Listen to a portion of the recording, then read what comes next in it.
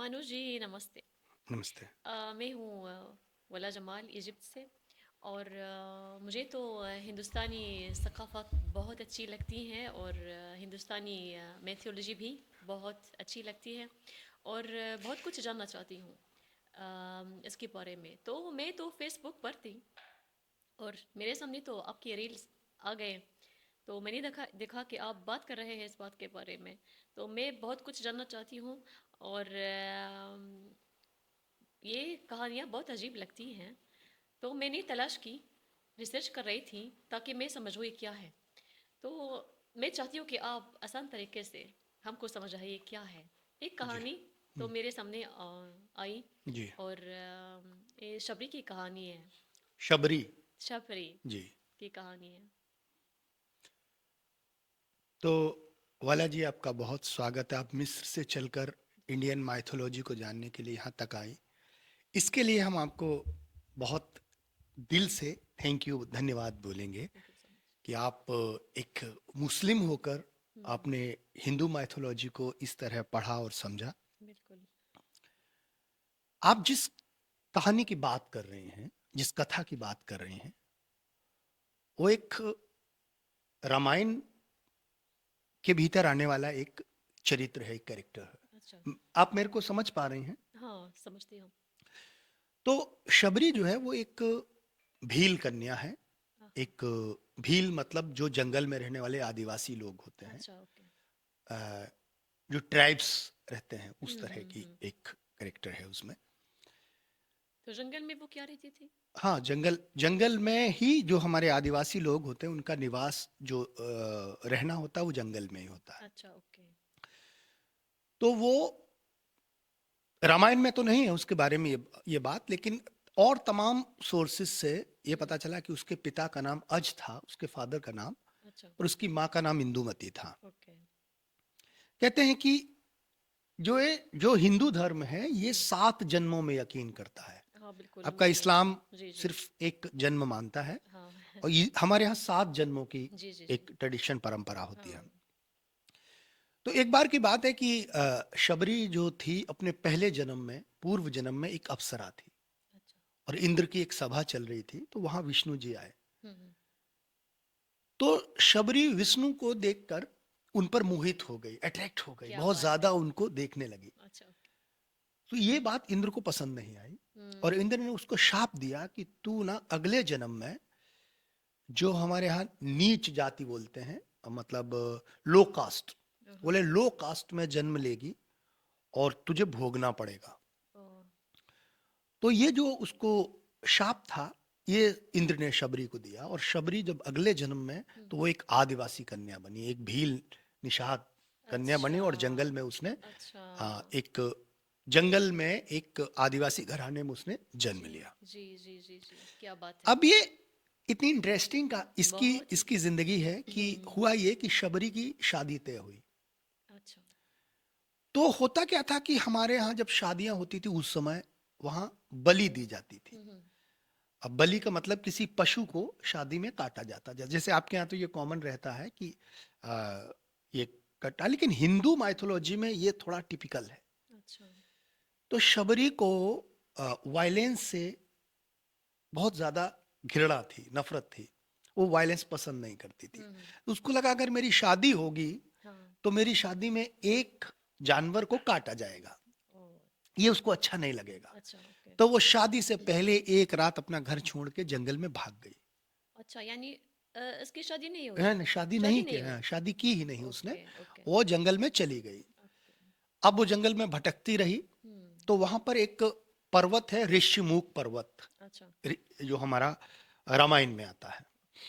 ऋषिमुख पर्वत के पास एक आश्रम था ऋषि मतंग का। हम्म। तो उन्हीं के आश्रम में वो, उनके चरणों में, उनके पैरों में गिर गई जाकर, हाँ। और क्यों? कहा कि क्योंकि मुझे शरण दीजिए, मैं कहाँ जाऊंगी, मैं घर छोड़ के आ गई हूँ। हाँ, अकेली है हाँ, इसलिए अब मेरा कहाँ मुझे। ठिकाना होगा। तो मतंग ऋषि के यहाँ वो साफ सफाई करती, झाड़ू लगाती, अच्छा। जानवरों को चारा डालती, हम्म। और सेवा करती, मतलब जो जी भी जी जी। काम होता वो करती, सारे आश्रम की व्यवस्था संभालती। हम्म। और धीरे धीरे वो मतंग ऋषि की एक प्रिय चहेती हम्म। उनकी शिष्या बन गई। अच्छा, तो वहां उसको जंगल में बहुत प्रेम मिलने लगा। क्या बात है। उसकी तपस्या से, उसकी सेवा से प्रसन्न होकर मतंग, उसने फिर एक दिन मतंग ऋषि को अपनी कहानी सुनाई पूर्व जन्म की, कि मुझे ऐसे ऐसे श्राप शाप मिला हुआ है। हुँ, तो मतंग ऋषि ने उसको वरदान दिया। हुँ, उसको कहा कि तुम यहीं रहो, तपस्या करो, हाँ, ज्ञान अर्जित करो, सेवा करो। हुँ, एक दिन जिनको देखने के कारण तुमको शाप मिला है, वही यहां आएंगे और वही तुम्हारी जिंदगी को बदल देंगे। क्या बात है, क्या बात है। तो ये जो शबरी का जीवन है, ये तपस्या और प्रतीक्षा, हुँ, प्रतीक्षा मतलब वेटिंग, जी, उसका जीवन है। तो वो वेट करती रही कि इंतज़ार कर रही थी। इंतजार कर रही थी कभी राम आएंगे, श्री राम जी हाँ, कभी आएंगे जी, तो मैं उन्हें देखूंगी। तो वो क्या करती थी कि श्री राम के इंतजार में वो जंगल से बहुत सारे फल फूल तोड़कर इकट्ठे करती रहा करती थी कि कभी राम आएंगे तो अच्छा, राम जी को मैं अ, अपने हाथों से फल खिलाऊंगी, हाँ, उनकी सेवा करूंगी, उनका वेलकम करूंगी। अच्छा, तो यूं ही तपस्या करते करते करते करते एक दिन श्री राम आ गए। राम आ गए। क्या बात है। और राम आ गए तो राम को उसने जो बेर, जो फल थे, हुँ, जो उसने चुन चुन के रखे थे, कोई खट्टा फल ना हो, सारे मीठे फल चेक कर करके रखती थी, क्या तो बात है। वो राम को उसने दिए। और राम उसकी भक्ति से प्रसन्न हुए और राम ने फिर उसको उसकी शाप से मुक्ति दी अच्छा, और उसको आशीर्वाद दिया। क्या तो बात है, ये क्या बात है। शबरी की कहानी है। बहुत अब ही इस दिलचस्प हाँ, कहानी है। अब इसमें एक कथा आती है। हुँ, झूठे समझते हैं आप, मतलब मुंह से चेक किया हुआ खाना, हाँ, मतलब जी, जी, जी, झूठा। जी। हुँ, हुँ, तो एक लोक कथा ऐसे चलती है कि शबरी ने झूठे बेर भगवान श्री राम को खिलाए। अच्छा, तो तो ऐस क्यों ऐसा किया उन्होंने? हाँ, ऐसे लोग, एक कथा बनी, लेकिन ये हमारी रामायण जो है मूल ग्रंथ है, उसमें ये कथा नहीं है। अच्छा, जूठा वाला जो है ना, मुंह से चेक करने वाली कहानी नहीं है।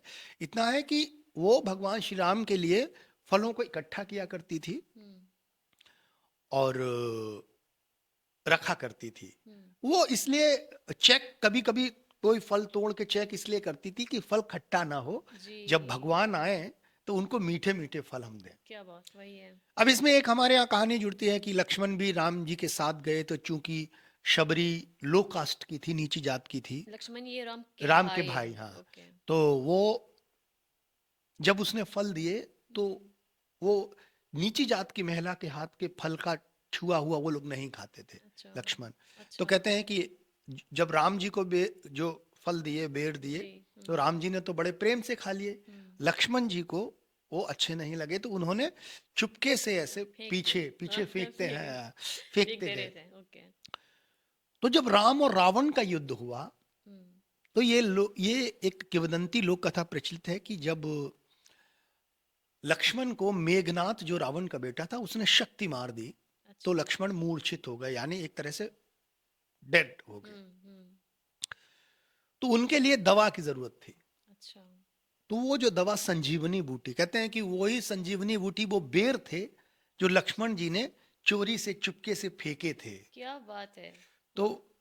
ये एक किंवदंती है, लेकिन प्रमाणिक रूप से इस बात का कोई साक्ष्य मौजूद नहीं है कि जो अच्छा, जूठे हुए बेर थे हुँ, वो फेंके गए थे। अच्छा। तो ये जो शबरी की कहानी है।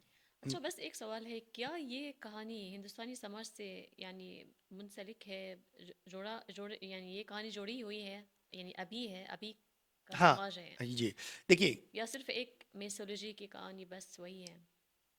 देखिए, जो उसका कोई असर है समाज हाँ, पर? इंडियन ये इंडियन समाज है। हुँ, इंडियन समाज हमेशा से एक एक व्यवस्था में बंधा रहा है, वर्ण अच्छा, व्यवस्था। अच्छा, ब्राह्मण, क्षत्रिय, वैश्य, शूद्र, ऐसे हुँ, 4 कैटेगरीज में हुँ, बांटा गया है। हुँ, तो शबरी जो है, वो जो सबसे लास्ट कैटेगरी रहती है, शूद्र, जो पुरानी ट्रेडिशन है उसके अनुसार वो शूद्र कैटेगरी से आती है। अच्छा, तो आपके यहाँ जैसे भी कैटेगरीज होती हैं, हुँ, हुँ, अ, ऊंचा और नीचा, वैसे ही वही कैटेगरीज यहाँ भी थी। जी, तो जी, शबरी की कहानी एक शूद्र कैटेगरी की महिला की कहानी है, जिसने अपने त्याग, तपस्या से उच्च, हाई कास्ट में जो पहुंच गई, सही, जिसकी अ, आज भी हुँ, ज्ञान की चर्चा होती है, जिसको लोग आज भी फॉलो करते हैं, जिसको लोग हाँ, ये पसंद जो करते हैं। मैं हाँ, जानना चाहती हाँ, थी।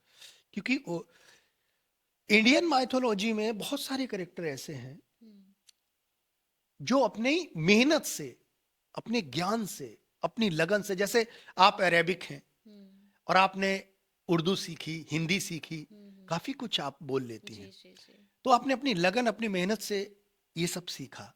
ऐसे ही शबरी ने, जिसको किताब पढ़ने का राइट नहीं था, जो शूद्र कैटेगरी के लोग थे पहले, उनको बुक्स पढ़ने का राइट नहीं था, ये लोग पढ़ नहीं सकते, पढ़ लिख जी नहीं जी जी सकते। जी। लेकिन शबरी ने ज्ञान अर्जित किया, वो वेदों की बहुत बड़ी, शास्त्रों की जानकार हो गई, अच्छा, और बाद में वो बहुत अच्छी कथाएं भी सुनाया करती थी लोगों को।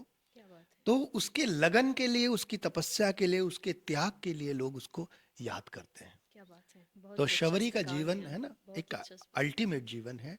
और शबरी बहुत ही हम्म, कहते हैं कि महान पात्र हैं रामायण के। हम्म, तो ये थी शबरी की कथा। नहीं, बहुत अच्छी जो, कहानी है, और हमको तो खुशी हुई क्योंकि थैंक यू। आपने हमको सुनाया। तो दिलचस्प तरीका भी है, आसान तरीका भी है आपका, तो थैंक यू। ज़बरदस्त है। Thank you.